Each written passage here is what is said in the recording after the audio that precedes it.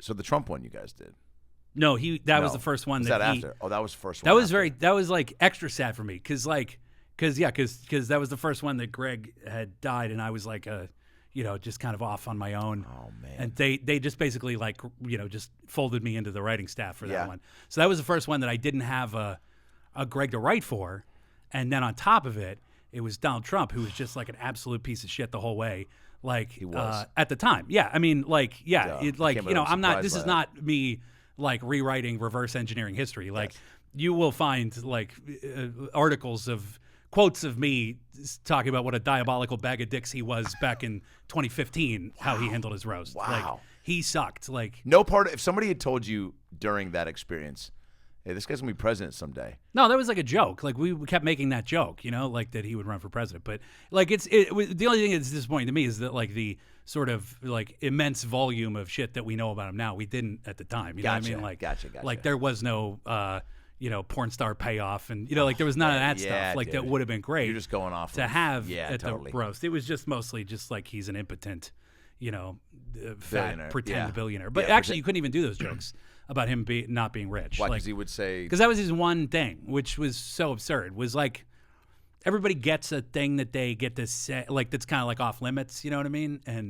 And it's always reasonable. It's always like, don't make fun of my children or whatever. You know what I mean? Or like, so every roast person getting they roasted, usually will say like they'll have a couple things that are off limits. And that's fair. And it's never something that would make you go like, come on, don't be a. If the mom passed of AIDS. Right, or whatever. Yeah, it's like I'm real sensitive about my mom. Like, just let's not do that, or whatever it is. Like Bob Saget was like, "Don't make fun of the Olsen twins." It was like, okay, yeah, that's a reasonable thing to ask. You know what I mean? Like, it's not their roast. I feel like it happened anyway, didn't it? It did, but still, like, it was a good rule of thumb to like don't smash them. Right. Okay. You know what I mean? Like, so, and he was good natured about it and all that stuff. Right.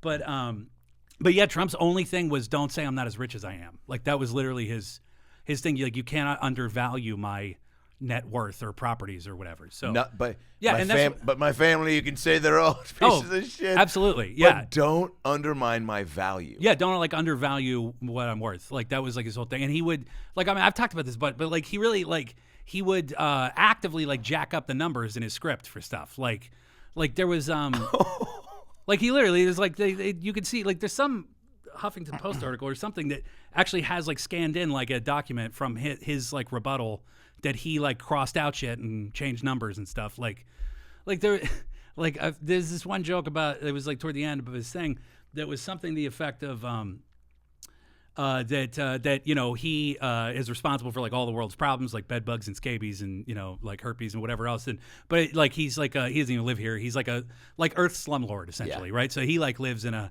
golden penthouse space station, like Italian marble. It's like it's beautiful, and then he starts like selling.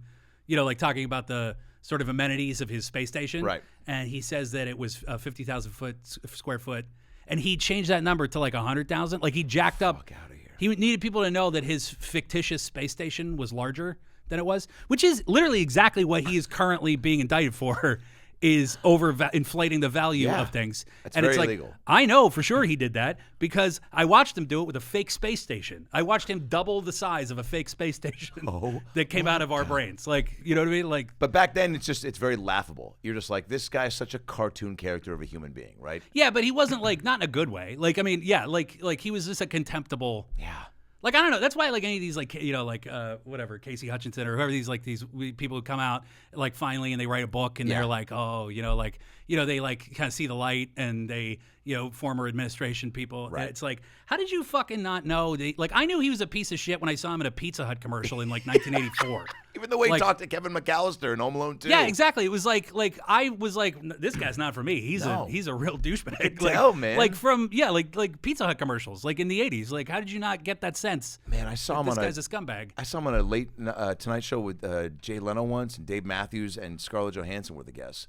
And Dave made some comment about like he's like, if we flew in here late last night and like on a regular commercial jet, not on like Mr. Trump, hoping to get up to you, babe, like Mr. Trump. And Trump just like smiled and then turned out toward the crowd and went like, and just was like waiting for an applause. Right. Yeah.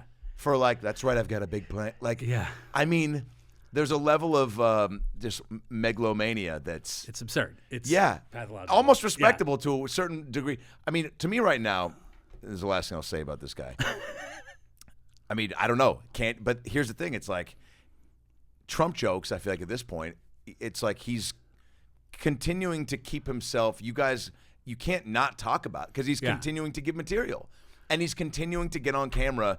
And what I think now is, if you're looking at him and Biden comparatively, it's like Biden is old guy, and Trump is like crazy old guy. Where it's like he's still, if you're at a barbecue with a crazy old guy that's like, I'm number one on Facebook, right? Versus Joe just being like, like there's Fraggle Rock nearby, like whatever it is, right? It's just the fact that Trump can be somewhat articulate and coherent is keeping him like. Because it's all still bonkers. They're operating through the same guy turning the wheel for all their sentences in their brain works at the same factory. Yeah. It's just. I mean, they're both like my kids are approximately that age gap that Donald Trump and Joe Biden are. They're both like, you know what I mean? Like on the they're just on the old end of it. But it's like both of my children, I don't trust. Like they're both. They might as well be the same age. You know what I mean? Like there's very little development, improvement between 4 and 6, just like there is very little developmental de-evolution between 81 and 79. You know what I mean? Like they might as well be. But then you look at Harrison Ford doing 15 Indiana Jones movies, and you're like, fuck. I guess. Yeah, I mean, whatever.